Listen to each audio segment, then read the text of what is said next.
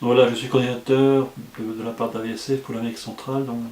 je suis les projets au Guatemala, Honduras. Voilà, un des projets par exemple, c'est que nous travaillons dans le nord-est, nord-ouest du Nicaragua, dans la région des Ségovies,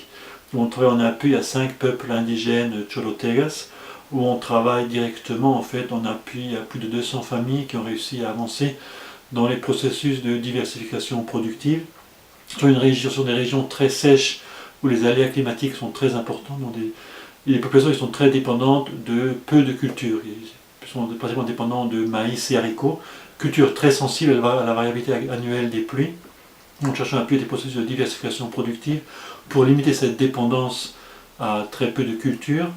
agricoles et en même temps des cultures qui pourront plus à long terme, culture de fruitiers, culture maraîchère ou culture de tubercules aussi, en complément des grains de base traditionnels, non pas en substitution mais en complément, qui permettent à la population d'avoir une alimentation plus diversifiée et aussi des excédents de production qui permettent aussi d'approvisionner les marchés locaux, d'autres consommateurs locaux aussi directement. Nous travaillons donc dans ce sens-là avec plus de 200 familles dans 5 municipalités directement dans ces processus qui permettent de faire des sauts de productivité assez importants, d'augmenter plus de revenus et plus d'aliments produits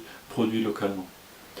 Et en complément à ce processus-là, nous appuyons aussi la mise en place de systèmes d'irrigation goutte à goutte,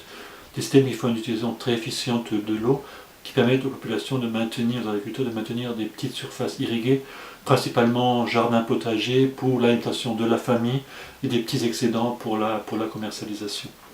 Donc ça c'est une dimension du travail. L'autre dimension importante pour nous est la participation des femmes dans le processus de développement qui souffrent des processus particulièrement forts d'exclusion tant économique comme social dans les communautés, dans leurs familles souvent aussi, comme elles jouent un rôle plus important dans les processus de développement, au sein de leur famille mais aussi au sein de leur communauté. Donc ça passe par deux actions complémentaires, donc c'est créer des espaces spécifiques pour les groupes de femmes, pour qu'elles puissent mettre en place des initiatives entre elles, ce qui leur permet d'avoir des espaces propres d'échange d'expériences, de pouvoir aussi se rencontrer, discuter, débattre de leurs problèmes autant stratégiques, c'est-à-dire des problèmes qui sont liés à la situation de femmes, mais aussi résoudre des problèmes concrets de revenus, d'accès à l'eau ou autres directement. Et en particulier, nous appuyons beaucoup d'initiatives groupales économiques groupales, de groupes de femmes qui mettent en place des initiatives de transformation de produits locaux, de produits dérivés de maïs, de galettes de maïs qui sont cuites au four, ou d'autres produits aussi, ou des petits commerces au niveau local, ou encore des systèmes de greniers communautaires qui permettent d'approvisionner en grains pour la semence et aussi pour l'alimentation des familles.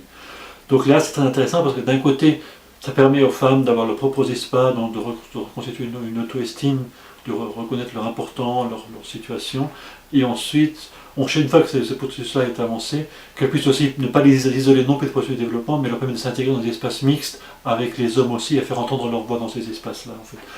Donc les méthodologies que nous mettons en place, en particulier, on travaille beaucoup sur la base de concours paysans, où les femmes doivent présenter leurs projets de développement de leur initiative économique face à un public, donc ça leur oblige à se préparer, à parler en public,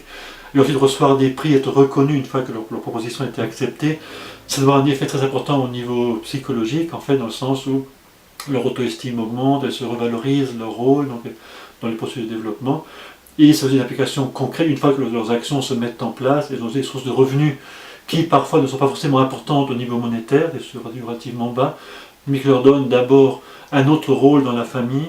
et une source de revenus auquel elles peuvent décider plus directement de leur utilisation pour elles ou pour l'éducation et la santé de leurs enfants.